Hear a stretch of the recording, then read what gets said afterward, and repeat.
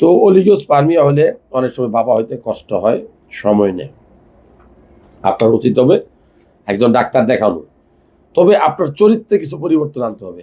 আপনি যদি ঠিকমতো না ঘুমান তাহলে কিন্তু আপনার ৬-৭ ঘন্টা ঘুমাইতে হবে এবং এই ঘুমটা রাত ১০টার পর থেকে শুরু করতে হবে।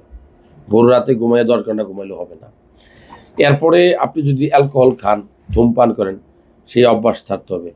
আপনি কোথায় কাজ করেন সেটা ইম্পর্টেন্ট। আপনি যদি চুলার পাড়ে কাজ করেন রান্নাঘরে অনেক গরমে, তাহলে আপনার শুক্রাণুর কোয়ালিটি ভালো হবে না, কারণ অন্ডকোষ গরম সহ্য করতে পারে না।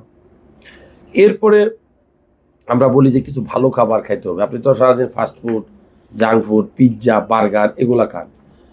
সেগুলা না করে যদি আপনি নরমালি আমি বলব যে শাকসবজি, মাংস, ডিম, ডিমের কুসুম, কলা, বিচি জাতীয় খাবার এগুলা বেশি খান, খেজুর খান, আখরোট খান, তাহলে আপনার শুক্রাণুর কোয়ালিটিটা বাড়বে। তো আপনার বাবা হওয়ার জন্য অবশ্যই শুক্রাণুর টেস্ট বা সিমেন্ট টেস্ট করাটা খুব গুরুত্বপূর্ণ।